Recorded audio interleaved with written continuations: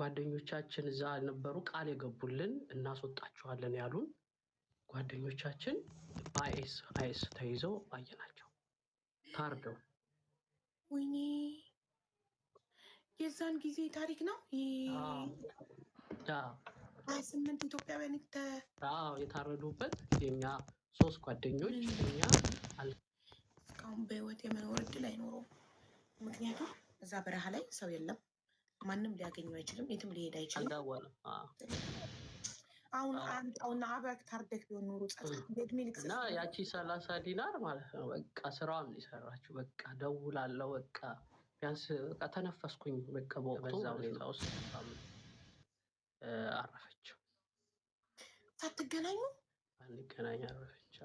ወይኔ አምስኩሪ በጣም ከባዱ ጊዜ ነበር ለእኔ። አንደኛ በቃ እንዳዘነችብኝ ወይንም ደግሞ ታሪክ የሚጀምረው ያደግኩት በአሳዳጊዎች እጅ ነው እና እናቴን በልጅነቴ ነበር ያጣሁት። አባቴን አላውቀውም እና እናቴ በልጅነቴ ሞታ ለአሳዳጊዎች ሰጥታኝ ነው የሞተችው። እና በአሳዳጊዎች ሳድግ በጣም በጥሩ ሁኔታ ነበር ያደግኩት። ምንም ሳይጎልብኝ ሁሉ ነገር የትምህርትም የልብስም ችግር ኖሮብኝ አያውቅም። ጎበዝ ተማሪም ነበርኩ። የቤት ልጅ የምባል አይነት ልጅ ነበርኩኝ። እና ግን እያደግኩኝ ስመጣ አባቴ ማን ነው የሚል አይምሮዬ ሁሌ ይጠይቀኛል። ትምህርት ቤትም ሲሄድ ቤተሰቦቼ ሌሎቹስ የት ናቸው የሚል ሁሌ ውስጤን ይጠይቀኛል። እና በልጅነት አንዳንዴ ከጎረቤትም ከምንም ቤተሰቡ የማይፈልገው አይነት ልጅ ስሜት ይሰማኝ ነበረ እና ሁሌ ውስጤ አለ። ግን ምንም ጎሎብኝ ሳይሆን እንዲሁ ልጅነት ጥያቄ ነበር። እና ትንሽ ችግሮች ሲፈጠሩ ቤት ውስጥ ከቤት ወጥቼ የመጥፋት ከአካባቢ ምራቅ ብዬ የመጥፋት ባህሪ እያመጣሁ መጣሁ ሳድግ። ድምፅህን ከቻልክ ጨምርን። እሺ ከቤት መጥፋት ጀመርኩኝ። ከዛን አሳዳጊም አፈላልጋ ታገኘኛለች። ልጄ ምን ጎደለብህ ትለኛለች። ያው እሷ ያንን አትረዳውም። እሷ ማረጓን ለእኔ ማብላቷን እኔን ማስተማሯን ነገ ደግሞ ተስፋዋ እንደሆንኩኝ ነው የምትነግረኝ። ነገ እንደምጦራት እኔ ብቻ አይደለሁም እዛ ቤት ውስጥ ያደግኩት፣ በጣም ብዙ ሰዎች አሳድጋለች። እንደ እናት ሆና ብዙ ልጆችን አሳድጋለች። ግን ያው ራሳቸውን ሲችሉ የራሳቸውን ኑሮ ስለሚኖሩ በዛው ይጠፋሉ ይሄዳሉ። እና እየፈለገች ታገኘኛለች። እና ብዙ ጊዜ ጠፍቻለሁ ከነበርኩበት አካባቢ ራቅ እያልኩኝ ጠፍቼ አንዳንዴ በራሴ እመለሳለሁ።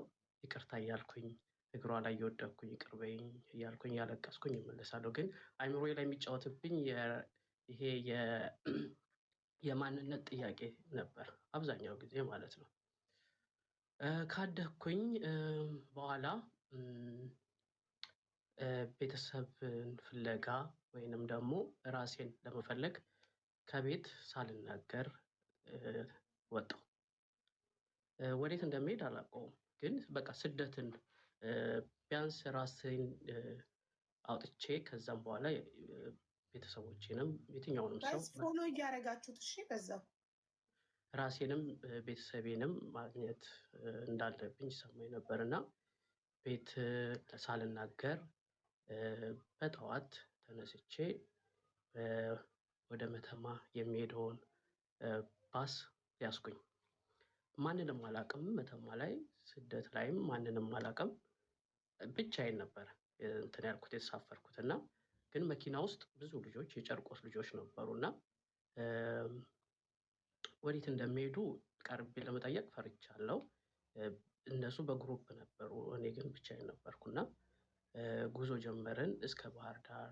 ከባህር ዳር ደግሞ አድረን ደግሞ በጠዋት ደግሞ ወደ መተማ እናቀና ነበር። እና አንድ ልጅ መታወቂያ የለውም ነበር እና መታወቂያ ረስቶ አናሳልፍም ምናምን የሚል የሆነ እንትን ነበረ መኪና ውስጥ እና ግብ ነበር። እና ትንሽ ስላሳዘነኝ ቀርቤ ለማናገር ሞከርኩኝ። እና ወዴት ነህ ምናምን ስለው እንደዚህ ስደት እየወጣሁ ነው። ወዴት ስለው ወደ ሱዳን ነው የሚሄደው ምናምን አለኝ። ከዛን ኦኬ ለራሴ ቢያንስ አንድ ሰው እስከ ሱዳንም ቢሆን ከእሱ ጋር ሄዳለሁ የሚል እንትን መጣልኝ እና መታወቂያውን እንደምንም ብሎ አስላከና ከአዲስ አበባ በሌላ መኪና ከባህር ዳር ተነስተን ወደ መተማ ደረስን። መተማ ላይ ልክ እንደደረስኩኝ አዲስ ነኝ፣ ሰው ሁሉ አዲስ ሆነብኝ። ከከተማ እንደመጣው አስታውቃለሁ፣ ሌሎቹም ያስታውቃሉ። ከዛ ይሻሙብን ጀመረ እና ወደ እኔ ከአውቶቡስ ተራው እስከ ትንሽ ራቅ ብላ ነው ከተማው የምትገኘው እና የባጃጅ ሾፌሮች ይሻሙብን ጀመረ። በእኔ ነው የምትሄደው፣ በእኔ ነው የምትሄደው። ፍራቸው አለ፣ ብዙ ነገሮች አሉና ለከተማ አዲስ ከመሆኔም አንጻር በአንድ ባጃጅ ውስጥ ገባው እና ከዛ ልጅ ጋርም ተለያየን ማለት ነው። ከጓደኛዬ ጋር እንደ ጓደኛ ከተባለ ማለት ነው። ሆቴል በር ላይ አወረዱኝ። ሆቴሎቹ ትንንሽ ዳስ ቤቶች ናቸው እና ውስጥ ገብቼ አልጋ ይዤ አደርኩኝ። ከዛን ደላላ ማፈላለግ ጀመርኩኝ። በየቦታው እየሄድኩኝ እየዞርኩኝ ደላላ በማፈላለግበት ሰዓት እነዛ ልጆች ከድጋሚ ተገናኘን እና እነሱም ደላላ እያፈላለጉ መሆናቸውን አወቅኩኝ። እና የትኛውም ሰው ዝም ብሎ ነው የሚወጣው። አንዳንዴ ምንም ኢንፎርሜሽን ሳይኖረን እንወጣለን እና እነሱም እንደዛ ነበረ። ምንም ኢንፎርሜሽን የላቸውም፣ በዛ እንደሚካሄድ ብቻ ነው የሚያውቁት። እና ከእነሱ ጋር ማፈላለግ ጀመርን። ስናጣ ተመልሼ ወደ መኝታ ቤት ሄድ እዛው የሆቴሉ ሰዎች ወደ ሱዳን እንደ ምናምን በእኛ መሄድ ትችላለህ ምናምን ብለው በድፍረት ሲጠይቁኝ እሺ አልኳቸው። ከዛን እስከ ሱዳን እንደመሄድ ገንዘብ ጠየቁኝ። ገንዘቡን አስላኩላቸው። ይህን ጉዞ ሳስብ ገንዘብ አንድ ጓደኛዬ ጋር ነበረ ያስቀመጥኩት። ለቤት እንደነገርኩሽ አልተናገርኩም። ጓደኛዬ ጋር ነበረ ገንዘቤን ያስቀመጥኩት እና ስደውልለት ስልኩ አልሰራልኝም። ከዛ ምንም አማራጭ የለም፣ ቤት ደውዬ ክፍለ ሀገር ነው ያለሁት እና እንደዚህ እንትኔ ችግር ላይ ነኝ፣ የተወሰነ ብር ያስፈልገኛል ምናምን ብዬ አስላኩና ወደ አዲስ አበባ ለመመለስ በሚል ማለት ነው። እኔ ግን ወደ ሱዳን የሚሄድበትን ነበረ እያስላኩ የነበረው፣ ምክንያቱም የጓደኛዬ ስልክ አልሰራ ስላለኝ ማለት ነው። ያው ተላከ። እነሱም እዛ የነበሩት ልጆችም 10 ሆነን አንድ ላይ ስንሰባሰብ ጉዞ ወደ ሱዳን ተጀመረ። ከመተማ እስከ ሱዳን የ4 ቀን መንገድ አስቸጋሪ፣ በእግርም በመኪናም እየተጓዝን ሱዳን ደረስን። ሱዳን ላይ ስደርስ አሁንም ጓደኛዬ ጋር ሞከርኩለት።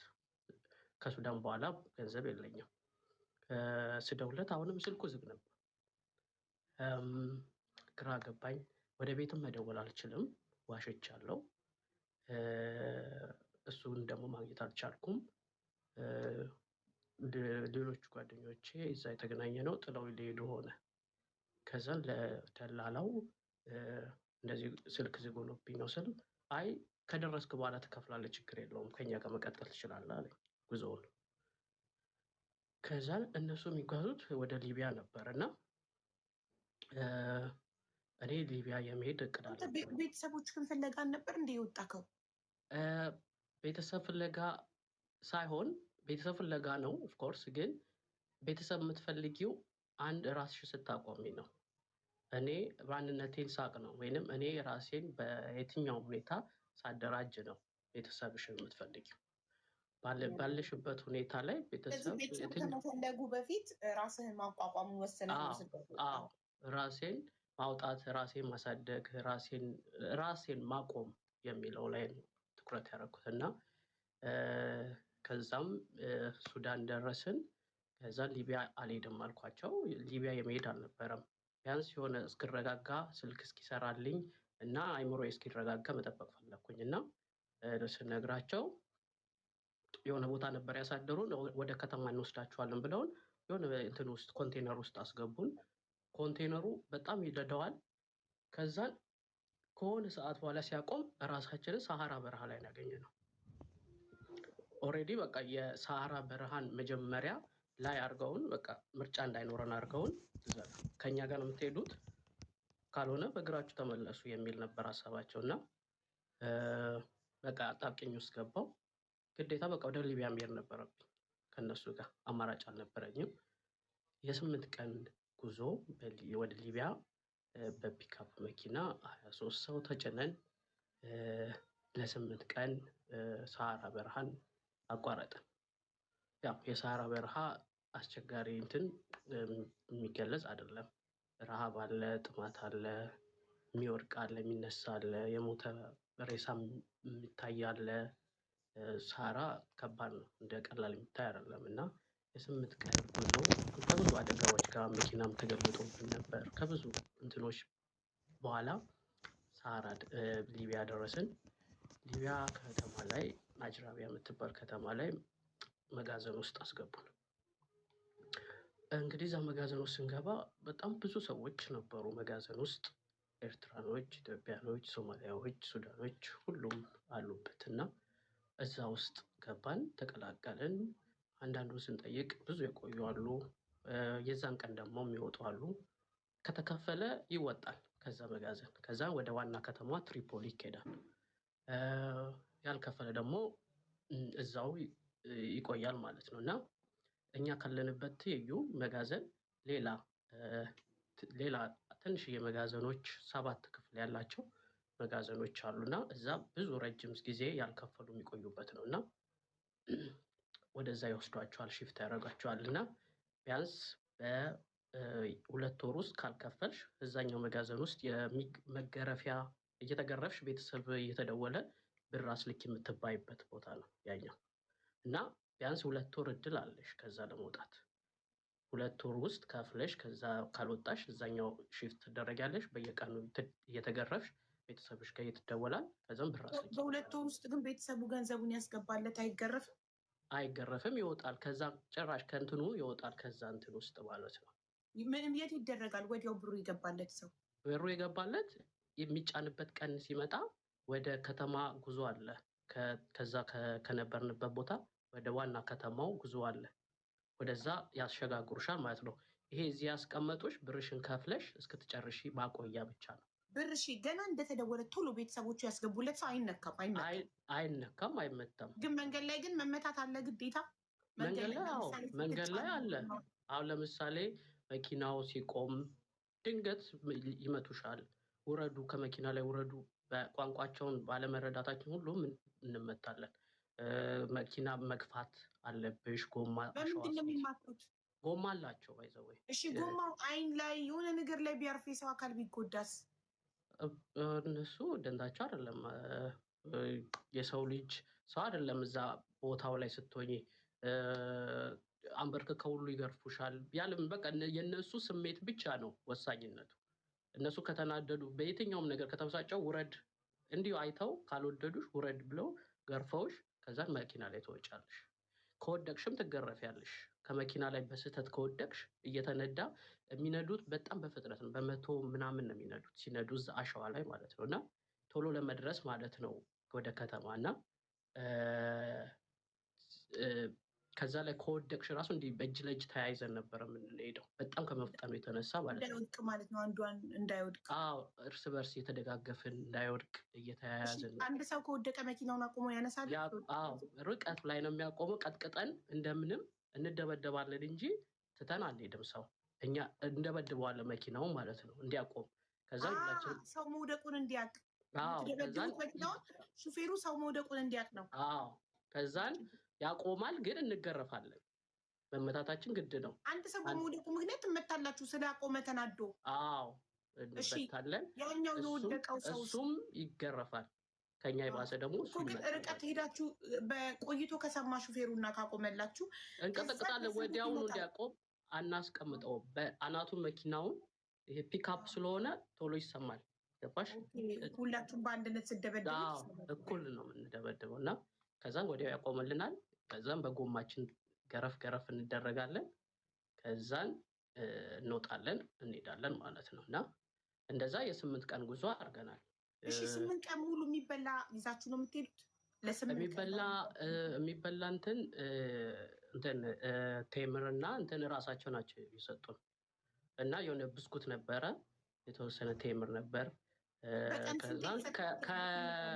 ከአራተኛው ቀን በኋላ ጨርሰናል። አክቹዋሊ ግን መንገድ ላይ የምናገኘው ምግብ እንበላ ነበረ። ይሄ አሁን ለምሳሌ ያ መንገድ በጣም ብዙ ስደተኛ የሄደበት መንገድ ነው እና በየመንገዱ የተጣሉ ምግቦች አሉ፣ የተጣሉ ብስኩቶች አሉ፣ ውሃም እናገኛለን አንዳንዴ። በዛ መንገድ በጣም ብዙ ሚሊዮን በላይ ስደተኛ ያለፈበት መንገድ ነው ይሄ። ስለዚህ ሊቢያኖች በእግር አይካሄድም፣ በመኪና ስለሆነ ቢርባችሁ ወዴት እንደሚወስዱት አናውቅም እኛ። ማታ ላይ ሬሳ ይወጣል። ከዛን ጓንተናሞ የተባለበት ምክንያት የዓለማችን ከባዱ እስር ቤት ጓንተናሞ ስለሆነ ነው ያ። እና ሰው ራሱ ስደተኛው ነው ያወጣለት ያንን ስያሜ ማለት ነው። የስቃይ እና እዛ ቤት ውስጥ የቆዩ እኛ ያገኘናቸው ወደ 8 ወር 9 ወር የቆዩ በጣም በቃ ከሰውነት ተራ ወጥተው ሰው አይመስሉም። ከሰውነት ተራ ወጥተው ከስተው። ምክንያቱም ምግብ በቀን አንዴ ነው። እሱንም ደግሞ የሚሰጠን መኮረኒ ነው። መኮረኒ ይቀቀላል፣ ውሃ ይጣዳል፣ ይቀቀላል፣ ይወርዳል፣ ይበላል። ይሄ ነው እና በጣም እንትኑ ፖርሽኑ ለ5 አንዳንዴም ለ10 በጣም በትንሽ ኢሳን እና ላይ 2-3 ጉርሻ ነው የምንጎርሰው። ቢያንስ ህይወት ማቆያ ብቻ ነው እንጂ ይሄ በልተን ጠገብን የምንለው አይደለም። ህይወት ማቆያ የሚባለው ነው። እና ውሃ ግን ታገኙና ውሃ አለ፣ ውሃ የቧንቧ ውሃ አለ። ውሃ እንጠጣለን። ቢያንስ ውሃው ነው ያቆየን እኛን። ረሃብ የሰው ልጅ ያው የሰው ልጅ ጠንካራ ነው አይደል? ያው የሰው ልጅ ብዙ ነገሮችን ይችላል፣ መከራም ስቃይም ይችላል። እና በቀን አንዴ መብላት ወይንም አንዳንዴ ደግሞ እንትን ካላመጡልን፣ ማገዶ ካላመጡልን እሱም ሊቀር ይችላል። በእንጨት ነው እንግዲህ ያ የሚሰራው። እንጨት አንደን ድስት ተጥዶ፣ መኮረኒው ደግሞ ከእንትን ውጭ የሆነ መኮረኒ ነው። ኤክስፓየርድ ያደረገ መኮረኒ ነው የሚያመጡልን። የሚመጣውም ከካምፕ ነው የሚመጣው፣ ከወታደሮች ካምፕ። በፊት የወታደሮች ካምፕ ሊቢያ እንደሚታወቀው በወቅቱ በእኛ ጊዜ በጣም በጦርነት ጊዜ የነበረችበት ሰዓት ላይ ነበረ። የዛሬ 11 ዓመት አካባቢ 2015 በነጮቹ 2015 በነጮቹ ከሆነ አንድ ዓመት የዛሬ 11 ዓመት ማለት ነው። እና ጋዳፊ ከእንትን ካለ በኋላ ከተገደለ በኋላ በቃ ሀገሪቱ በጣም በ4 አቅጣጫ ጦርነት የበዛባት ጊዜ ነበረ። ተከፋፍለው እርስ በርስ የሚጣሉበት ጊዜ ነበር እና ከባድ ጊዜ ነበር እና በጣም በዛ ጦርነት ውስጥ እዛ ራሳችን ማግኘታችን ራሱ ተአምር ነው ለእኛ ራሱ ማለት ነው። እና እንዳልኩሽ ቤተሰብ ቶሎ ብር የላከለት ሰው እዛ ጋር መንገድ ላይ እዛ ይቆያል እስኪጫን። አሁን ለምሳሌ በየ20 ቀኑ ነው የሚጭኑት ወደ ከተማ የሚወስዱት እና ከከፈልሽ 20 ቀን ትቆያለሽ። ከዛን ተጭነሽ ወደ እንትን ትሄጃለሽ። ከከፈሉት ጋር አንድ ላይ ተሰብስቦ ነው። በአንዴ አንድ ሰው ስለከፈለ አንድ ሰው አይወጣም። በግሩፕ ነው የሚካሄደው። እስኪሞላ ማለት የሚሻገሩበት መርከቡ እስኪሞላ። መርከብ አይደለም ከተማ ነው ገና። አሁን ይሄኛው እንዳልኩሽ ቦርደር ላይ ነው ያለ ነው። ክፍያ ትጨርሽና ወደ ዋና ከተማ ሄደሽ ከዋና ከተማው ደግሞ ወደ ባህር ደግሞ የሚያስኬድ ሌላ ጉዞ ነው። ይሄኛው ገና የሰሃራን በረሃ ጨርሰሽ ገና የምትገቢበት ቦታ ነው ይሄኛው። ኦኬ። ስለዚህ ከዛ ቦታ ከሚያስቀምጧችሁ ቦታ አንድ ሰው ቶሎ ቤተሰቦቹ ገንዘብ ካስገባለት ከስቃይ ይድናል፣ ከመገረፍ ይድናል እንጂ ግን ስቲል እዛው ነው የሚኖረው፣ ሌላ ቦታ አይሄድም። እሺ ምግብ የከፈለና ምግብ ያው ነው፣ እኩል ነው፣ ተመሳሳይ ነው። ምንም የተለየ ተሻለ ለመብላት ቤተሰብ ጭማሪ ብር ካስገቡ ምንም የለም። ከየትም አይመጣም። አዎ ከየትም አይመጣም። ጠባቂዎቹ የተሻለ አይበሉም። እነሱም እንደናንተ ነጭ መኮረኒ ነው የሚበሉት። እኛን የሚጠብቀን አሁን ለምሳሌ ግቢው የታጠረ ነው፣ ከዛም ደግሞ በሽቦ የታጠረ ነው። ከዛም በኋላ ደግሞ ሱዳኔዎች አሉ የሚጠብቁ። ከዛም ደግሞ እኛን ደግሞ የሚከታተለን አንድ ሀበሻ አለ።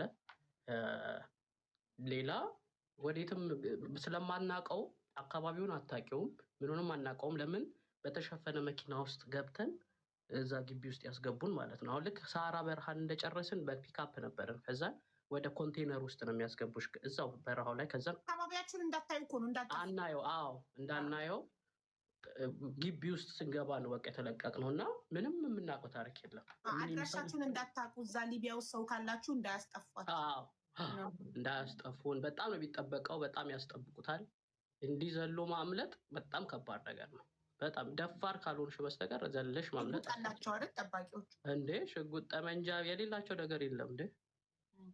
ስለዚህ ማለት ነው እነሱ አሁን እናንተ ታሳሪዎቹ ያው ታጋች በሉት እናንተ ነጭ መኮረኒ ነው የምትበሉት፣ ምንም የሌለው ጨው አለው? ጨው የለውም፣ ውሃና መኮረኒ ብቻ ነው። በቃ ተቀቅለ እሱን ለመኖር በህይወት እሱን ለመኖር ነው። በቃ ላይክ ሰው ቶሎ ከፍሎ እንዲወጣ የሚጠቀሙበት ቴክኒክ ነው። በቃ ቶሎ ከፍለሽ ከዛ ሲበዛ ቤተሰቦቻቸውን እያስጨነቁ ቶሎ እንዲላክላቸው በቀን አንድ ጊዜ 3 ጉርሻ መኮረኒ ያቺ ናት ምግባችን። እሱንም እየተቃጠለ ቢያንስ እንዲህ እየተንገበገብን ነው የምንበላት። እሷን ራሱ ለምን ሽሚያ ናት። አንዳንዴ ለ5 አንዳንዴም ለ10 ነው የምንበላት። ያችን አቅም የሌለው ሰው ግን ተጋፍቶ ላያገኝ ይችላል። አዎ ይሄ በቃ የጉልበት ነው እንትኑ። እንዴ አንዳንዱ ደግሞ የመረዳዳት እዛ ውስጥ አሁን ሶማሌ፣ ኤርትራ፣ ኢትዮጵያ አለ እና ሁሉም በየራሱ ግሩፕ ነው እንትን የሚለው ለምን ለመረዳዳት እንትን ለማለትም ማለት ነው። ሌላ ግሩፕ ላይ ከደረሰች ላትበይ ትችያለሽ። ገባሽ? እና ትንሽ ያቺ ኢትዮጵያዊ ጋር ኤርትራዊ ከኤርትራዊ ጋር ሶማሌ ጋር ነው እና የኛ የተሻለ ነው የምልሽ ከጓንታናሞ። የጓንታናሞ በቀን ምግብ ላይ ሰጣቸው ይችላል። ዱላ አለው፣ በጣም ዱላ አለው። ሲጮሁ ሲያለቅሱ እንሰማለን። እኛ በጣም አጠገባችን ያለው እና ጩኸት ለቅሶ እንሰማለን። እና የእኛን ጊዜ በቃ እንጠብቃለን። እዛ ገብተን መቼ ነው እዛ ላለመግባት በቃ ጥረት ነው የምታደርጊው፣ ላለመገረፍ፣ ላለመራብ፣ ላለመጠጥ። ለምን ሽንት ቤት ራሱ አሁን የጓንታናሞ ሽንት ቤት እዛው ነው። ሽንት ቤታቸው ራሱ እዛው እንትን ላይ ነው የሆነ እንትን ላይ ነው የሚጸዳዱት እንጂ ሽንት ቤት ራሱ የላቸውም እነሱ። በሽታ ላይ ሽታው አሁን እሱ በ3 ቀን ምናምን ነው የሚወጣላቸው። ወይኔ እና ስቃይ ነው በቃ ሲኦል ነው። ሲኦል ነው ውስጥ ሆኖ 3 ቀን ኦፍኮርስ ለበሽታ ነው የሚባሉት እነዚህ ሰዎች። በጣም በሽታ ደግሞ ይሄ ተላላፊ በሽታ አለ እዛ። እና ይሄ ሰውነት ምን ያደርጋል መሰለሽ እንደ እከክ ነገር ነው በቃ የሁሉም ሰውነት ይሄ ቁስልስል ይላል። በቃ ያሳክክሻል። ተላላፊ በሽታ ነው። የንጽህና ጉለት አለ። ሻወር አትወስጂም። ሻወር የማይታሰብ ነገር ነው ሲጀመር፣ ቅንጦት ነው። ስለዚህ ይሄ እንትን ህመሞች አሉ። ገራፊዎቹ ሊጋረፉ ሲገቡ አይሸታቸውም እንዴ? አፍነው እንዴት እንደሚገቡ ተሸፋፍነው ነው የሚገቡት። ራሱ ፊታቸውን ራሱ አይናቸው ብቻ ነው የሚታየው። ገራፊዎቹ ፊታቸው አይታይም እንዴ? ሱዳኔዎቹ እንደ ሽፍንፍን ብለው አይናቸው ሲወጡ ብቻ ነው እንትን የሚከፍቱት ማለት ነው እንጂ ውስጥ ሲገርፉ ሰውዬው አሁን ለምሳሌ ዋናው ሰውዬ ይመጣል። ሊቢያ ነው አይደል? ይመጣል። 2 ጋር ሱዳኖች ይይዛል። ስልክ ያስይዝሻል። ትደውያለሽ። ከዛን ዋናው ነው የሚያስደውላችሁ። ዋናው ነው በጋርድ ነው የሚመጣው። በእንትን ነው የሚመጣው፣ በጋርድ ነው የሚመጣው። እና ከዛን በቃ መግረፍ ይጀምራል ማለት ነው ቀጥታ። በቃ ግን ይሄ ከ2 ወር ካለፍሽ ነው የምልሽ። እዛ ከገባሽ 2 ወር ሙሉ ብር ሳታስገባ ቤተሰብ ብር ሳታስገቡ ካለፈ 2 ወር ካለፈ እና እዛ በቃ አፋቸውን አፋፍነው ምናምን ነው የሚገቡት። ከኛ አቋርጠው ነው እዛኛው የሚገቡት። እና ሁሌ ሲገቡ እናያቸዋለን። ከዛ ልክ እሱ ሲገባ ድምፅ ይሰማል። በቃ ለቅሶ ነው ምንድን ነው ግርፋት ነው። እና ከዛ በቃ አሁን ስለ ራሳችን ነው የምንጨነቀው። እኛ መቼ ነው ከፍለን ከዚህ ቤት ውስጥ የምንወጣው? መቼ ነው ከዚህ ሲኦል የምንወጣው? ደርሼ አንድ ያለኝ ተስፋ የጓደኛዬ ስልክ መደወል ነው። እኔ ነበርኩኝ ከነዛ ከ10ዎቹ እኔ በቃ በኮንፊደንስ በቃ ብር አለኝ ምንም አያሳስበኝም ነበር። እነሱ ከ10ዎቹ ውስጥ ወይኔ ሲስተር እንደዚህ ምናምን ገና ወይኔ ወንድሜን ጠይቄ ምናምን እንዲሁ ዝም ብሎ የሚወጣ አለ። ገባሽ? እና ሳያዘጋጅ ምናምን። እኔ ግን በቃ ሬዲ ነበርኩኝ ለስደት ነው እንጂ ለዚህ ቦታ ባይሆንም ቢያንስ ግን የሆነ ሳንቲም አስቀምጫለሁ። ማን ጋር ነበር ያስቀመጥከው? ጓደኛዬ ጋር ያስቀመጥኩት። እቤት ስለፈራው ለዛ እንትን ብዬ እንትን አላልኩም። እና ድጋሚ ጠዋት ላይ ትሰለፊያለሽ ስልክ ለመደወል። ሁሉም የጠዋት ግዴታ የመጀመሪያ ስራ 5 ሰዓት ምናምን ላይ ሁሉም ይነሳል። ከዛን ስልክ በሰልፍ መደወል ነው ቤተሰቦችሽ ጋር። ከዛን ብር ላኩ አካውንት መስጠት ምናምን። ከዛን ትመለሻለሽ ወደ መጋዘንሽ። ግቢ ውስጥ ነው የሚያስደውሉን። ከዛ ወደ መጋዘን እንመለሳለን። ምግብ ይቀርባል። ከዛን ይበላል። ከዛን በቃ ቁጭ ብሎ እስኪነጋ ቀጣዩን ቀን ትጠብቂያለሽ ማለት ነው። በምን ጊዜያችሁን ታሳልፋላችሁ? ቁጭ ነው የምንለው በማውራት ብቻ ሌላ በቃ ቁጭ ነው። ቁጭ ጥፍጥፍ ብለሽ ቤቱም ራሱ ለዛ ሁሉ ሰው አሁን አንዳንዴ በጣም ሰዎች ብዙ ሰው ይመጣል። አንዳንዴ 200 የምንደርስበት ጊዜ አለ።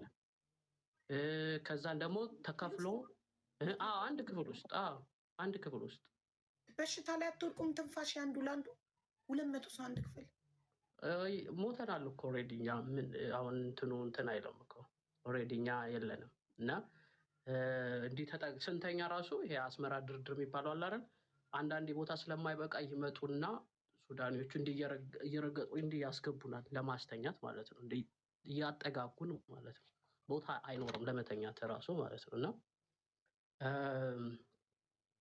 ስልክ እንዳልኩሽ ጠዋት ለመደወል እሰለፋለሁ። ስልኩ አሁንም ዝግ ነው። ይሄ የየቀኑ ስራችን ነው። እና 20 ቀን ሆነኝ ስልክ አይሰራም። በቃ ዝግ ነው ስልኩ ጭራሽም። ከዛን በቃ ጨነቀኝ። ምናልባት ምን ተፈጥሮ ሊሆን ይችላል? ልከዳ አልችልም። በፍጹም ሊከዳኝ አይችልም። ያለሁበትን ሁኔታዎችም ምናምንም ስለሚያውቅ በወቅቱ አስገዳጅ ሁኔታ ስለሆነ መውጣቴ ለሱ ያማከርኩት ከቤተሰብም በላይ ጓደኛ ያዳምጥሻል፣ ይረዳሻል፣ ሚስጥርሽን ይዝልሻል ምናምን ነው። ከዛም 20 ቀን ሲሞላኝ የከፈሉት ከኛ ውስጥም የተሳካላቸው የከፈሉት የሚወጡበት ቀን ደረሰ። ከዛን ወጡ ከፈሉ። ከዛን ከ200 ምናምን በጣም ከ150 በላይ ከፈሉ እና ወጡ። ጭር አለ። በቃ ልክ 40 ምናምን ቀረን። መጋዘኑ ጭር አለ። 20 ቀን ሆኖኛል። ሰውነቴ በጣም እየከስቷል። ሀሳብ ጭንቀቱ ምግቡ ትዝም አይለኝም። እኔ እንደውም በወቅቱ ሀሳቡ ነው የገደለኝ። እኔ ምናልባት በቃ ባላገኝስ አሁን እንዴት ነው የማደርገው? በዛ ላይ ብሩ እንደዚህ ብለሽ የምትጠይቂው አይነት አይደለም የምትጠየቂው ብር። ይሄኛውን እንኳን እንደምንም ብታገኝ ቀጣይ ጉዞስ በምንድን ነው የሚካሄደው? አጋቾች ቢይዙንስ? ከዛ በኋላስ ብር ከየት ይመጣ የሚል ብዙ ሀሳቦች እና ጭንቀቶች በውስጤ ስለነበሩ ሰውነቴም እየከሳ ምናምን ህመም እየተሰማኝ መጣና እንዳልኩሽ አንድ አስደዋይ አለን እዛ ሀበሻ ነው። እሱ በጣም በቃ ይረዳኛል። እኔና አንድ ከኛ ጋር ከነበርን ልጆች አንድ ልጅ አለና ሁለታችን በጣም ይረዳናል። አብሮኝ የነበረውም ልጅም እነሱ ቤተሰቡ ጋር ደወለ። ግን የተጠየቀው ብር ከፍተኛ ስለነበር አቅም የላቸውም። ስለዚህ በቃ መቆየት ግዴ ነው። በቃ ታገሰን ነው የሚሉት እነሱ። እኔ ግን በቃ የትም መደወል አልቻልኩም። በቃ ከዛን አስደዋያችን በቃ እንደምንም ብለህ ጨክነህ ይወቁ በቃ ነገራቸውና በቃ እንትን በል እዛ ጓንታናሞ ከገባህ ብሩን አደራ ያስቀመጥክበት ጓደኛ ቶታሊ ስልኩ አይሰራም ነው? አይሰራም። በቃ ቶታል አይሰራም። እዛ ደግሞ ኢንተርኔት ብርቅ ነው። በሌላ እንኳን ነገር ስልክ ራሱ ቢያንስ አንዴ እስኪነሳልሽ ነው እንጂ የሚፈቀድልሽ። ከዛ በኋላ ሚስኮል ብቻ ነው ማድረግ የምትችይው። አሁን ለምሳሌ አንድ ሰው ቤተሰቡን አንዴ ካገኘ ሚስኮል ብቻ ነው የሚፈቀድለት ከዛ በኋላ እንጂ መደወል ራሱ አይችልም። ጓንታናሞ ከገባ በኋላ ነው ዱላ ምናምን ላይ ነው መደወል የምትችይው እንጂ እዚህ አንዴ ቤተሰቡን ያገኘ ሰው ከዛ በኋላ ሚስኮል ነው እንጂ የሚያደርገው መደወል ራሱ አይችልም። ለአንድ ሰው አንድ ፓኬጅ ብቻ ነው ያለው ማለት ነው። እና እኔ ስላላገኘው ብቻ ይፈቀድልኛል። አንዴ ግን ቤተሰቡን ያገኘ ግን ሚስኮል ብቻ ያደርጋል፣ ይደወልለታል፣ ከዛን ያወራል። እንደዛ ነው። እና በቃ ላይክ ግዴታ ሆነብኝ። በቃ ማሳወቅ አለብኝ። እና እዛው ቤት አብሮ አደጎች እንዳልኩሽ አሳዳጊ ቤት ነው እና ለአሳዳጊ አሁንም መናገር እኔ ላይክ ውለቷን ይቅርታ ፎሎን 1000 ያስገቡት ጋይስ ቪዲዮ ማብራት እንዲችልሽ በቪዲዮ እያየ ነው እንስማ ታሪኩን። ሁላችሁም ፎሎ አድርጉትና 670 ምናምን ሰው ፎሎ አድርጉታል። 1000 ሙሉት ፕሊዝ። ይቅርታ ስላቋረጥኩ። ችግር የለውም። እና እሷን አንደኛ አቅመ ደካማ ናት፣ አርጅታለች።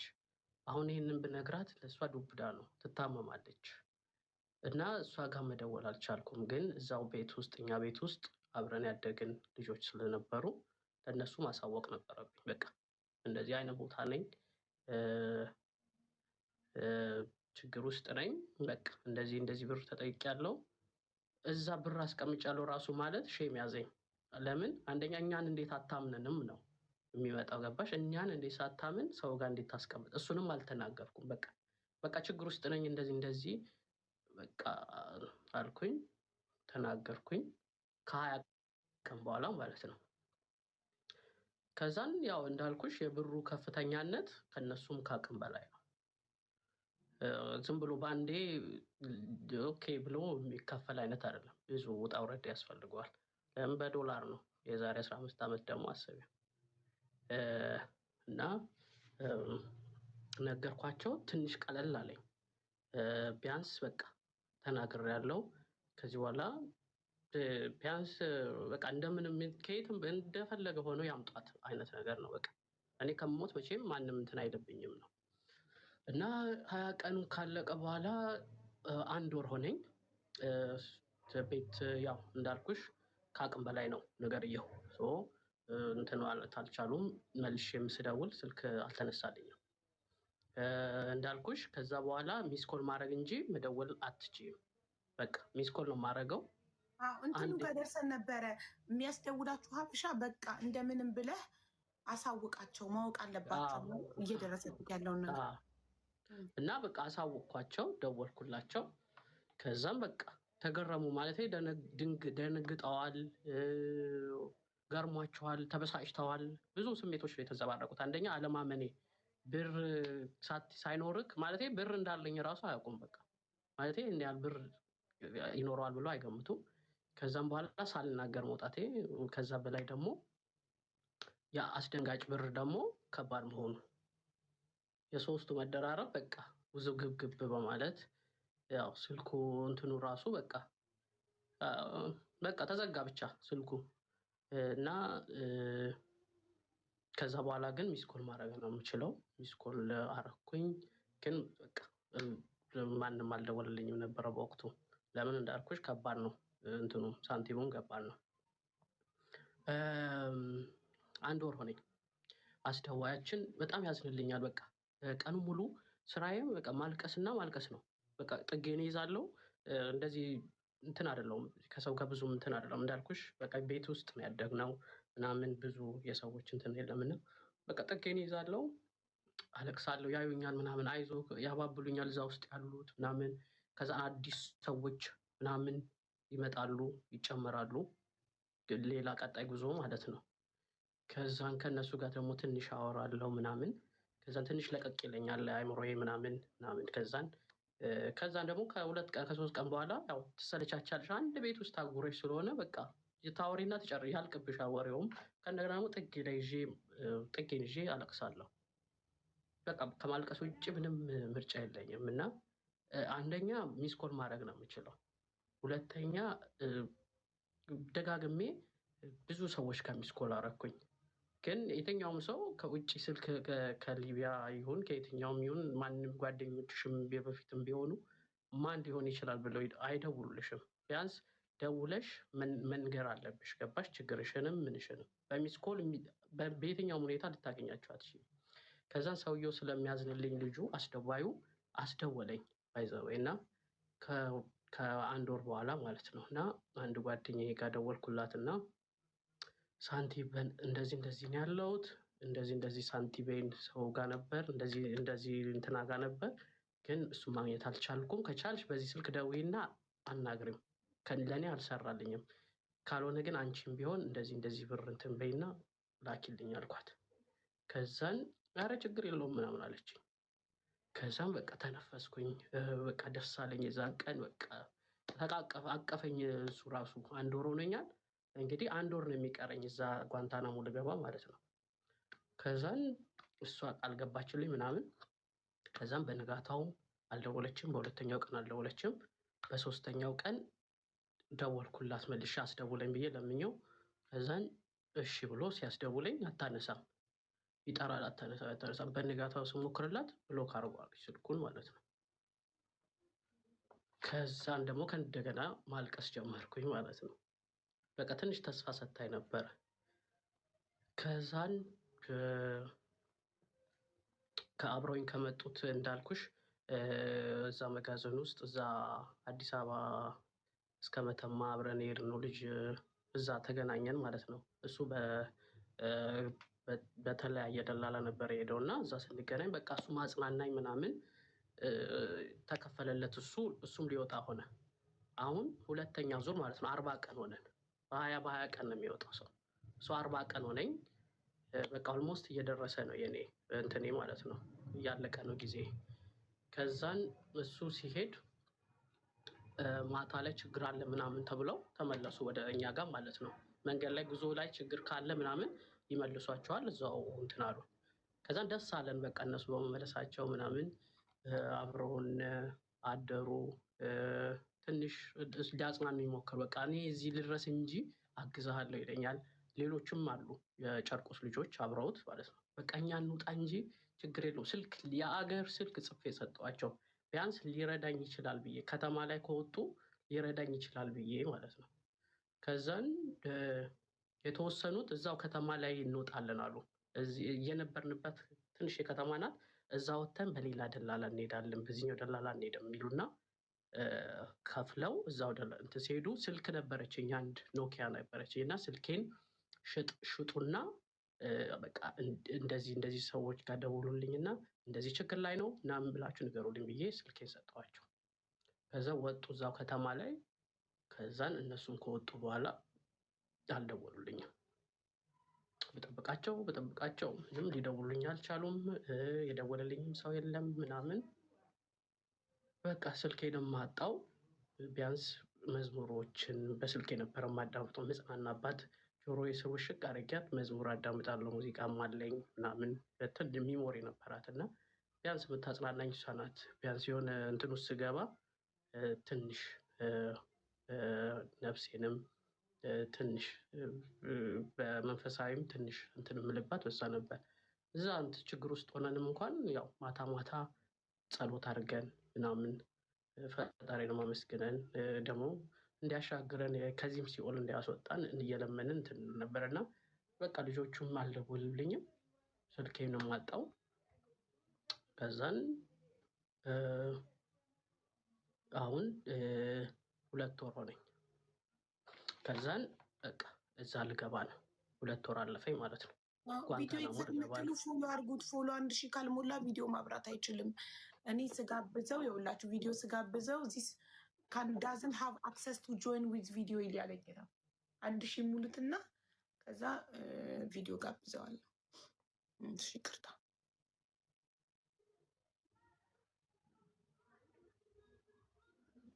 ቀጥል ወንድሜ፣ ይቅርታ ስላቋረጥኩ። እሺ ችግር የለውም። በቃ ምንም በቃ አግዘኝ አልኩት። አስጠፋኝ ከዚህ ቤት አልኩት። በቃ አስደዋያችን? አዎ አስደዋያችን አበሻ ነው እንዳልኩሽ። እሱ ወደ መገረፊያ ክፍል ከመግባቴ በፊት 2 ወር ሲሞላ በቃ አሁን ልገባ ስለሆነ በቃ አስጠፋኝ ከዚህ ግቢ እንደምንም ብለህ ምናምን ብዬ ለመንኩት ማለት ነው። አልቅሼ ለመንኩት።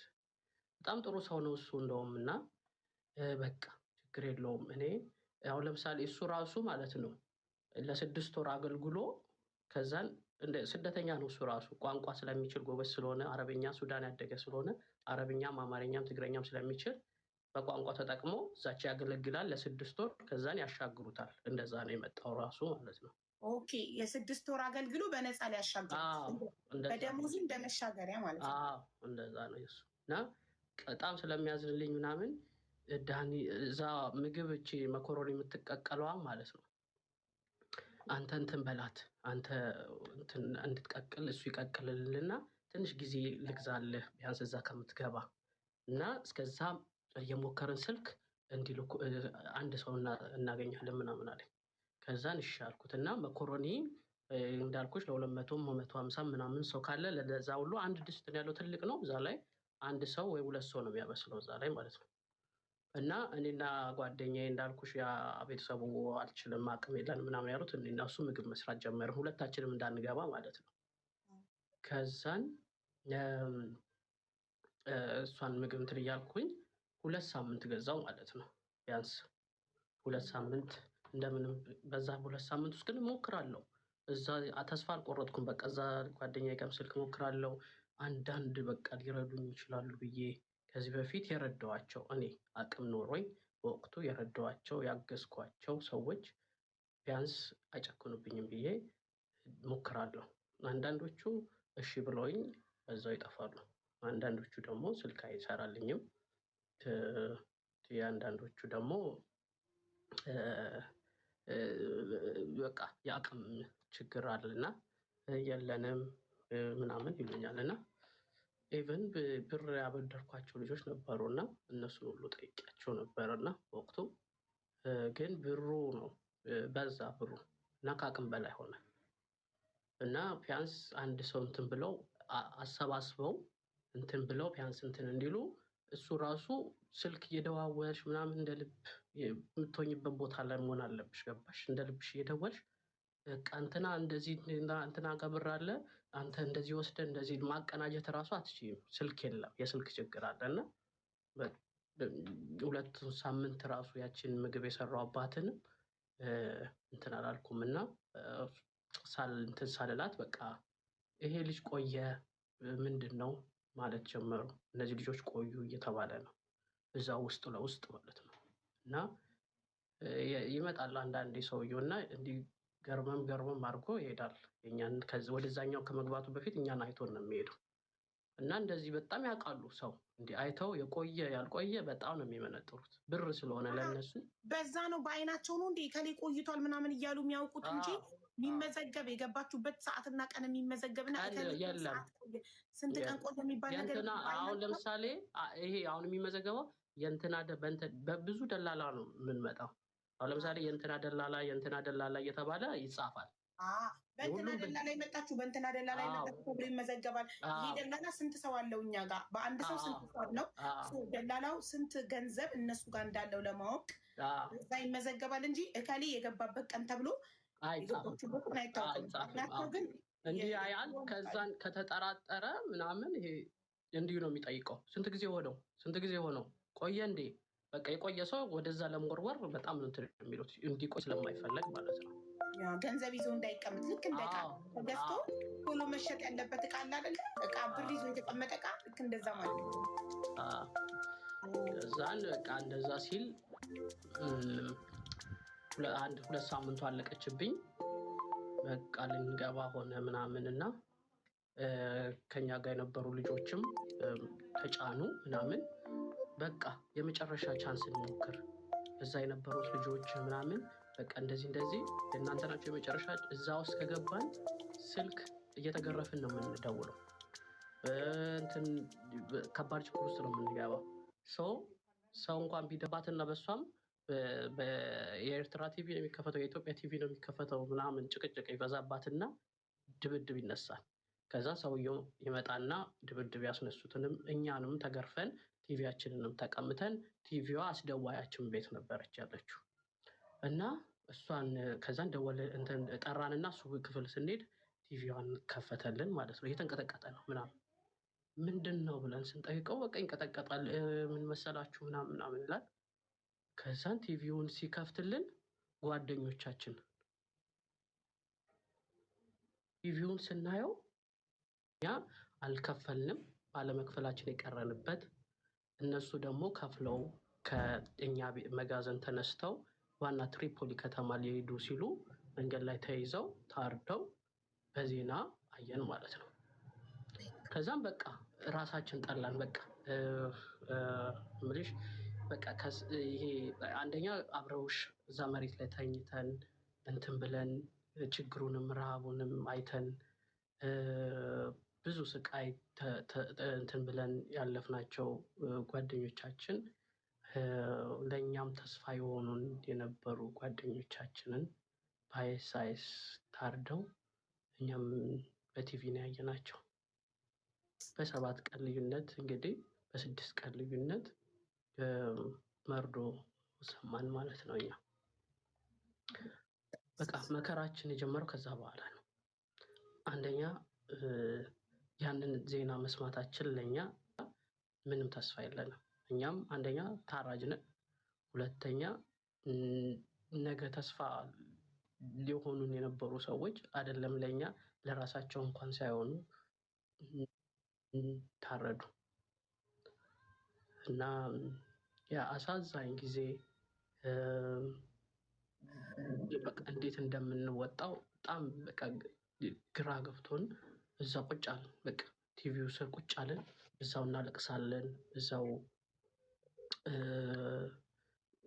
እሱም ግራ ገባው ምን እንደሚያደርገን ማለት ነው። እሱም ያለቅሳል፣ እኛም እናለቅሳለን። እዛ ያለው እዛ መጋዘን ውስጥ ያለው ማንም ምንም አያውቅም። ምን እየተካሄደ እንደሆነ አያውቅም፣ ያ ሁሉ ሰው ማለት ነው። እና እነሱ በሄዱ በሶስተኛው ቀን እንግዲህ እነሱ ልክ የተጫኑ ቀን ሌሎች አዳዲስ ሰዎች በሶስተኛው ቀን በአራተኛው ቀን መጥተዋል። በጣም ብዙ ሰው መጥቷል እና ምን እየተካሄደ እንዳለ እንኳን አያውቅም። ማልቀስም መጮህም አልቻለም። ቦታው ምንም ለማድረግ እንትን የሚሰጥሽ እድል እንኳን የሚሰጥሽ እንትን አይደለም። በቃ እዛው ክፍል ውስጥ የሰውየው ክፍል ውስጥ እዛው እያለቀስን አደርን። ከዛን እዛ የነበሩት እኛ እንዳልመጣን ሲያውቁ ምን ተፈጥሮ ነው አልገባንማ፣ ወደ መጋዘን ተመልሰን እኛ እዚህ በቃ እያለቀስን እሱም ለመንን። በቃ እነሱ ከሰሙ ብጥብጥ ይነሳል፣ ከዛ መጋዘኑ ይረብሻል፣ ሰውየው ይመጣል ወይ ተኩስ ይነሳል። እናንተ እንደሰማችሁ ያ ሁሉ ሰው ከሰማ ችግር ሊመጣ ነው። እኛ የሰማነውን ከሰማ የእነሱ ደላላ ነው የእነሱ ሹፌር ነው ያስበላቸው። ገባሽ አይደለ? በቃ ሹፌሩ በዚህ ደላላ የመጡ ናቸው፣ እሱን ያስበላቸው። እሱ እንግዲህ ነገ ከነገ ወዲያ ሊመጣ ነው ያ ሰውዬ። እነሱ ተያይዘው አስረክቧቸው እስር ቤትም እንደዛ ነው እንዳልኩሽ ነው። እስር ቤትም አሳስሮ ሹፌሮቹ ምንም ሳይሆኑ ነው የሚመጡት። የዛኔም እነሱን ጭኖ የነበረው ሹፌር አይሴስ እነሱን ሲወስድ ሹፌሩን አልወሰደው አላወቅንም እኛ። እንግዲህ ተመልሶ ሲመጣ ሹፌሩን ሊነካውም አይችልም። ሲጀመር ተመልሶ መጥቷል ሹፌሩ። እኛ አልነበርንም። ድጋሚ ሊጫን ሲል እኛ አልነበርንም እና እነሱ ምንም አይሆኑም። አክቹዋሊ ስደተኛው ነው ወጣም ወረደም የሚሰቃየውም የሚገደለውም የሚሞተውም። እና ጓደኞቻችንን ካጣን በኋላ በቃ ተስፋ ቆረጠን። አሁን በቃ የመጨረሻ አሁን ጓንታናሞ ምንድን ነው ያልነው። በቃ ጓንታናሞ ባንገባም ለኛ ደንታችን አልነበረም። በቃ ሞት አፋፋችን ላይ ነው ያለው፣ እኛም ከዛ አናመልጥም የሚል በቃ ደምድመናል። ከዛው አደረን፣ ስናለቅስ አደረን። ዜናውን እንሰማለን ከኢትዮጵያ ዜና፣ ቢቢሲው፣ ሲኤንኤን ሁሉም ዘግቦታል እንግዲህ ያን የታረዱትን። እና እኛ ደግሞ እዛ መሀል እሳቱ ውስጥ ነው ያለ ነው። ወዴት ማምለጥ፣ ወደፊት መሄድ አልቻልንም፣ ወደኋላ መመለስም አልቻልንም። በቃ ምንም አማራጭ የሌለው ሁኔታ ውስጥ ነበር የወደቅነው። ከባድ ጊዜ ነበር ለእኛ በወቅቱና በቃ ያንን ዜና ሲሰሙ ከዚህ በፊት እንዳልኩሽ ተደወለልኝ። በቃ ያ ዜና ለአንዳንዶቻችን ከዛ እስር ቤት ከዛ ስቃይ አንዳንድ ሰው ሞት ለአንዳንድ ሰው ደህንነት ይሆን የለ ያ ዜና ሲሰማ በቃ እስከ ዛሬ ስደውልላቸው ስልክ ያላነሱ ምን ያላሉ ምናምን ይሄ ነገር ሲሰሙ አንተ በህይወት አለህ ወይ የሚለውን ለማረጋገጥ ደነገጡ ምናምን። በጣም ዜናውም ስለተሰማ ሰውም ስለደነገጠ ምናምን በቃ የጓደኛዬም ቤተሰቦች ከፈሉለት፣ የኔም ተከፈለ። ማን ከፈለልክ? እዛው ያሳዳቂ አብረን ያደግን እዛው ያሉ ሰዎች ናቸው የከፈሉልኝ። እና በቃ ጓንታናሞ ሳትገባ ተከፈለልክ? ተከፈለልኝ። አልገባውም። ሳልገባ በቃ ያኔ ሰውየውም በቃ እንትኑ ግርግሩም ስለነበረ ምናምን አልመጣም። በቃ ያኔ ማለት ነው አልመጣም ነበር፣ ያን ሰሞን ማለት ነው። ሰውየውም ማለት ነው አልመጣም ነበር። የኔም እንትን በቃ እንከፍልልሃለን አሉኝ፣ ተከፈለልኝ። ግን በዚህ ሰውዬ አንሄድም ብለን እኔና ጓደኛዬ በዚህ ሰውዬ አንሄድም፣ ይህን መንገድ እንገደላለን። ያልከፈሉ ደግሞ ከዛን ተመለስን። በንጋታው እንዳልኩሽ በቃ ወደ መጋዘን መመለስ ግድ ነው። ያስታውቅብናል። አይናችን አብጧል፣ ደካክመናል ምናምን በቃ ከበቡን፣ አስጨነቁን ማለት ነው። ይጠይቁናል። ምን ሆናችሁ ነው? የት ሄዳችሁ ነው? ምን ሆናችሁ ነው እያሉ ማለት ነው። እና አይ ምንም እንትን ለማለት ሞከርን፣ ግን በቃ መቋቋም አልቻለም። ነገር ናቸው በቃ ተረባበሸ። እንደተፈራውም ተረበሸ መጋዘኑ። ነገራቸው በቃ ነገረን። ምንም አማራጭ አልነበረንም። አስጨነቁን እኛን እዛ ውስጥ ማለት ነው። እንዴት የት አደራችሁ? የት ልናደር እንችላለን? ከዛ መጋዘን ውስጥ ያ ሁሉ 2 ወር ከምናምን እዛ የነበርን ሰዎች በዚህ ምንድን ነው ንገሩን፣ ተከፈለላችሁ ልትወጡ ነው ምናምን ይሉናል ማለት ነው። ከዛም በኋላ ነገር ናቸው ለ1 ለ2 ልጆች ለ3 ልጆች ስንነገር ተዳረሰ። በቃ ይከፈል እንትን የሚለውም እየተሯሯጠ ከፈለ። ያን ሰሞን ያላገኘውም 15 ልጆች ምናምን አጥር ዘለው ጠፉ። ያልተከፈለላቸው? አዎ ያልተከፈለላቸው፣ እኛ ሳንጫን ማለት ነው ጠፉ። ለምን እናንተ ከሄዳችሁ ብቻቸውን ይቀራሉ? በቃ አማራጭ የላቸውም። በዚህ ሰውዬ ይገለናል፣ እዛ ጓንታናሞ ካስገባን መሞታችን ነው፣ እናምልጥ ብለው ያመልጡልሻል ማለት ነው። ከዛን እሳት ጎርሶ እሳት ለብሶ ሰውየው መጣ። ኢትዮጵያውያን ናቸው ያመለጡት? እሳት ለብሶ እሳት ጎርሶ መጣ ከነጋርዶቹ ማለት ነው። ከዛን ሁላችንም በየተራ መገረፍ ጀመርም ማለት ነው። ምንም አላጠፋንም፣ ምንም አላለም። ሰው ጠፍቷል፣ አውጡ። እንዴት ነው የጠፉት? እንዴት ነው እንትን ያሉት? አስተርጓሚ ጠይቃቸው ይባላል። እንገረፋለን። እኛ ምንም እናውቀው ታሪክ የለም ምናምን። ከዛን እንትኖቹን አሰማራ ምናምን። 3ቱን ከየት እንዳመጣቸው አላውቅም። 3ቱ ተገኙ ማለት ነው። ወይኔ ተገኘ። ከዛን ሲመጡ ማለት ነው ሬሳ በቃ ሬሳ ነው የሆኑት ማለት ነው። ሲመጡ ፌንት ሰርተው ነው የመጡት እኛ ጋር ማለት ነው። ተዘረጉ መሬት ላይ ተገርፎ። አዎ አንዴ ማምለጥ ማለት እኮ ከዛ ሰውዬ ማለት ነው የማይታሰብ ነገር እኮ ነው ማለት። ከዛን እኛ እግዚአብሔር ይመስገን እንኳን ለማምለጥ አልሞከረን ያልነው፣ ሬሳችን ነበር የሚመለሰው። ከዛን ተዘረጉ ፌንት ሰሩት። እኛ እንትን ብለን ውሃ አድርገን ምናምን እንትን ብለን በንጋታው ምናምን ትንሽ ነቃሉ። ከዛም በንጋታው መጣልሽና ወስዶ እንትን አስገባች። እነሱ ጓንታናሞ ገቡ። እኛም አንሄድም አልነው። እዚሁ ከተማ ላይ ደላላ ፈልገን እዚሁ ጣለናል ነው። የሆነ ሰፈር ጠቁሙናል። እንትናችን አስደዋያችን እዛ ሰፈር እንዲጥለን ማታ ላይ እስኪመሽ ከፈለልን። አዎ ግን ያቺ መንገድ ፈራናት። በዛኛው ሹፌር ሄደን በእነሱ ሹፌር አንሄድም፣ የሆነ ነገር ያጋጠመናል። ስለዚህ እዚሁ ወርደን በሌላ ደላላ ብንሄድ ይሻለናል አለ።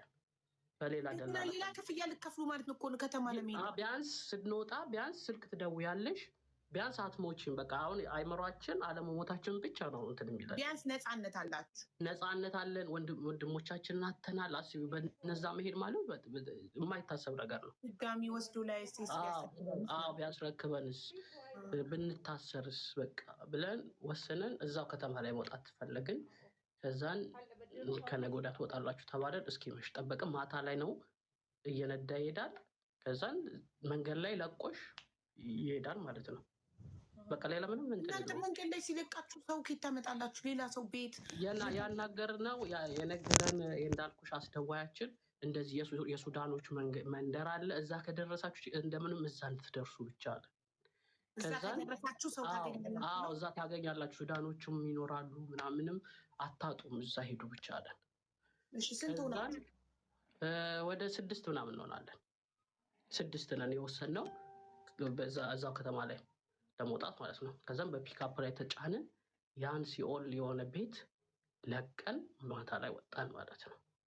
በቃ እንዲህ ሳየው ማለት ነው ያው በፒካፕ ነው ጨለማም ቢሆንም በቃ የሆነ ከሆነ ሸክም የለቀቀኝ ነው መሰለኝ። በቃ ከሆነ ሲኦል ውስጥ የወጣው ነው መሰለኝ። ብዙ ሰው እንግዲህ በዛ በ2 ወር ከምናምን ውስጥ ማለት ነው እንግዲህ ብዙ ለቅሶዎች ሰምቻለሁ። ብዙ ሬሳዎች ወጥተዋል ከዛ ከጓንታናሞ በዛ እንትና ሞተ ይነግረናል። ሰውዬው ደግሞ በሚስጥር አስደዋያችን ዛሬ እኮ እንደዚህ ሞቶ። ሶማሌዎች በጣም ይሞታሉ። ሶማሌዎች በጣም ነው የሚጠበቁት፣ በጣም ይገረፋሉ። እነሱ ደግሞ ውድ ነው የሚመጡት። ሲመጡ ደግሞ እስከ ኢሮፕ ነው የሚመጡት። እነሱ ደግሞ የእነሱ ደግሞ ሲነጋገሩ ማለት ነው። ለምን ይሞታሉ? አይከፈልላቸውም? እንደ ኤርትራዊ ቶሎ አይከፍሉም፣ እነሱ አይከፍሉም። በዛ ላይ ደግሞ አስቸጋሪ ናቸው። ሶማሌዎች ደፋር ናቸው። የእነሱ አሁን ቀጥታ አሁን ሶማሌዎች ከኛ ጋር አይቀላቀሉም። ጓንታናሞ ነው ቀጥታ የሚያስገቧቸው ራሱ። ከዛ ሲመጡ ቀጥታ ጓንታናሞ ነው የሚገቡት። ሶማሌዎች የታወቁ ናቸው፣ ደፋር ናቸው። አጥር ገንጥለው ይጠፋሉ። ምንም ሽጉጥም ምንም አያቆማቸውም እነሱ ብታይ። ስለዚህ ድብደባ ስለሚበዛባቸው ይሞታሉ። እነሱ በጣም ይሞታሉ። ያኔ ራሱ ስንመጣ መንገድ ላይ መኪና ተገለበጠ። ብዙዎቹ የተገለበጡት እነሱ ነበሩ። እዛ መኪና ላይ ከነበሩት አበሻ የተወሰነ ነበር፣ ግን እነሱ ተጎድተው ነበረ። እዛ ጓንታናሞ ነው የወሰዷቸው። ሌላ የሆነ ክፍል አለ፣ እዛ ነበር ያስቀመጧቸው። እነሱ በጣም ነው የሚጠበቁት፣ በጣም ነው የሚጠበቁት። እንደውም አበሻ በጣም ጨዋ ነው፣ ይጠፋል ተብሎ አይታሰብም። ሶማሌዎች ግን ይጠፋሉ። አንደኛ ውድ ነው የሚመጡት። ሲመጡ ደግሞ በጣም ከሆነ ከሀገራቸው ወደ ሀገር ነው የሚመጡት። ሲመጡ አንዴ ነው የሚነጋገሩት ምናምን እና ብዙ ብር ስለሆነ በቃ አንድ አይጠፋ፣ ብዙ ብር ስለሆነ ይጠበቃሉ በጣም ማለት ነው። ከዛን በቃ ያንን ቤት ወደ ሱዳኔዎቹ መንደር ለመሄድ በማታ እየነዳው እንዴት እንደሚነዱት ያንን ፒካፕ። ከዛን ዝለሉ፣ አንዝል አሉን ማለት ነው። ዝለሉ አሉን እየነዱት ማለት ነው። በመቶ ምናምን እየነዱት ዝለሉ አሉን። እንዴት እንዝለል? አንዱ ተፈነጠረ። በቃ እንደው ነፍሴ አውጪኝ ነው መቼም። ከዛን ዘለለ፣ እኛ ፈራን። እየነዱት ነው አሁንም። ያኛው ከዘለለም በኋላ እየነዱት ነው ማለት ነው። ትንሽ እንዲያቀዘቅዙ ብንለምናቸው ብንሰራቸው፣ ከዛን ትንሽ ቀዝቀዝ ሲያደርጉልን ዘለልን ማለት ነው። እንግዲህ የተላላጠውም ተላላጠ፣ የተጋጋጥነውም ተጋጋጥን። ትንሽ ነው፣ እኔ ብዙ አልተጎዳውም። ተነሳን። ማታ ነው፣ የምናውቀው ታሪክ የለም። የሆነች ጥግ ፈልገን ተደበቅን። ስንት ናችሁ የዘለላችሁ? 5 ነን። አሁን 5 ሆነን አንደኛው ዘለላ አላገኘነውም። ምሽት ነው፣ መገናኘት አልቻልንም። የት እናገኘዋለን? በመቶ ምናምን እየነዱት ስለነበረ ተጠፋፋን ማለት ነው። ከዛን ሞቶስ ቢሆን ኢትዮጵያዊ አናውቅም ነው። እንዴት ጨለማ ነው። አንደኛ ምንም የምናውቀው ታሪክ የለም። በዛ ላይ ነርተው የቱ ጋር እንዳስቆሙን ራሱ የቱ ጋር እንደሆነም አናውቅም። እንዴት እንደሚነዱት እኮ አቡዬ በጣም ነው እኮ የሚነዱት። በጣም ነው የሚነዱት። መንዳት ስልሽ በጣም ነው የሚነዱት ማለት ነው። እና በቃ ጨለማም ነው፣ ሌሊት ነው። ወዴትም መሄድ አንችልም፣ እሱን መፈለግ አንችልም። ስለዚህ አምስታችሁ ተያይዛችሁ ጀመራችሁ? አምስታችን ተያያዝን።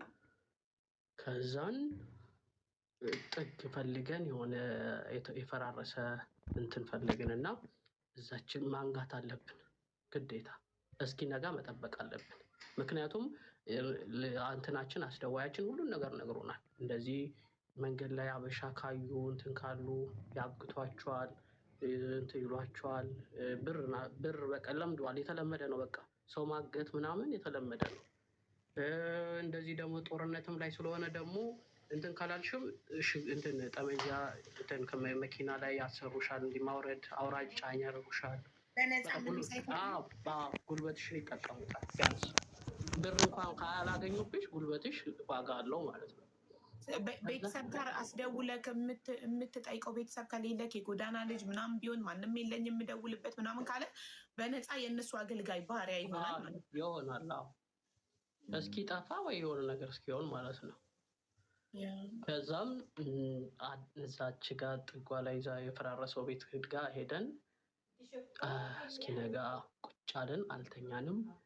ቁልጭ እንዳልን ሊነጋጋ ምናምን ሲል ከዛን ማየት ጀመርን ማለት ነው። ተደብቀን በቃ እንዲህ ጠቆር ያለ ነገር ነው የምንፈልገው። ጥቁር ሱዳኔ ወይ የሆነ ነገር ብቻ በቃ እንደዛ አይነት ሰው ነው የምንፈልገው በአይናችን ማለት ነው።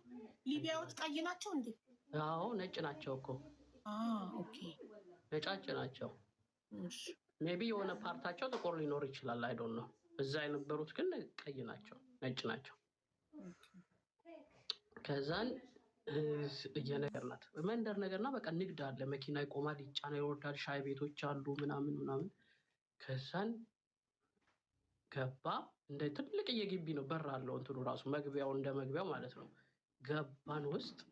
ከዛ በቃ የሆነ ከሰው ጋር የተቀላቀለን መሰለን ማለት ነው። እኛ በቃ አሁን ሰው አገኘን ቢያንስ በቃ አለን። ከዛን መጠየቅ ጀመርን። ነፃነት ተሰማውን እዛ ግቢ ስንገባ እንዴት ነበረ? ከዛን ስራ እንፈልጋለን ምናምን ስንለው እንትን ስልክ መደወያ የለንም ምናምን አልነው። ከዛን ቆይሽ ብሎ ምግብ ላብላችሁ ምናምን አለን። ከዛን እግዚአብሔር ይስጠው ምግብ አበላን ማለት ነው። ከዛን ዶሮ በላን ለመጀመሪያ ጊዜ ማለት ነው። ከስንትና ስንት ጊዜ ዶሮ ይበላሉ ጋይስ። የቀረው 849 ሰው ፎሎ አድርጎታል። የቀረው 250 ነው። 1000 ለመግባት 250 ሰዎች ፎሎ አድርጉትና ቪዲዮ ያብራ። 1000 ፎሎ ይግባና ኦኬ። እሺ ይቅርታ። ሱዳኖች ዶሮ ይበላሉ እንደኛ? አዎ ዶሮ የሮስት የሆነ ዶሮ ይበላሉ። ዶሮ ወጥ ሳይሆን ዶሮ ወጥ መስሎኝ ነው። ሶሪ አይ አይደለም፣ ሮስት ነው። እና ከዛም በቃ ከስንት ጊዜ በኋላ ማለት ነው ምግብ አየን ማለት ነው። እኔ ከ3 ወር በኋላ ይሆናል ኦልሞስት ምግብ ሙሉ ጨው የሌለው ነጭ መኮረኒ ከሰውነት ተራ በቃ ወጥቻለሁ። ኦልሬዲ ወጥተናል ሁላችንም። ይሄ በቃ እንትኑ ምግቡ ህመሙ እንዳልኩሽ ይሄ ተሳቢ በሽታ አለና እሱ ምናምን አንድ ላይ በቃ ከሰውነት ተራ ወጥቶናል ሁላችንም። እና ከዛን ዶሮውን ስንበላው በቃ አልቻለም። ከስንት ጊዜ በኋላ ስለሆነ የበላ ነው በቃ አልቻለም። አመመን፣ እሱ ራሱ ማለት ነው ታመመን። ከሆነ ጊዜ በኋላ ስትበይ ሆድሽ ገባሽ አይደለም? ከረጅም ጊዜ በኋላ እንትን ነገር ስትበይ ቅባትም ነገር ካበላሽ በቃ ትታመሚያለሽ። ታዲያ ለ3 ወር ነጭ መኮረኒ ዘይት የሌለው ጨው የሌለው ምናምን ስትበሉ ከጠማችሁ፣ በዛ ላይ ኒጥ በቀን አንዴ ስለሆነ የምትበሉት ልክ ዶሮ ስትበሉ ይጋጫል። ታመምን። ከዛን በቃ ተሯሯጥን። ከዛን አበሾች አሉ ወስዳቸዋለሁ ብሎን እዛው መንደር ውስጥ ነው። 1000 ሞልቷል። ቪዲዮ ልታበራ ትችላለህ። 1000 ሰው ፎሎ አድርገሃል።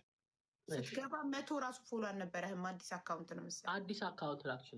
ይሄኛው በመጻፌ ስም የከፈትኩት አካውንት ነው። እና አሁን ሙሉ 1000 ሰው ፎሎ ያደረገ ከአሁን ነው። እና 1015 ሰው ፎሎ አድርገሃል። እና አሁን ቪዲዮ ማብራት ትችላለህ። ግን ግዴታ ወጥተህ መግባት ነው ያለብህ። ወጥተህ አንድ ኮመንት ላይ ወጥተህ ካልገባህ አይሰራም።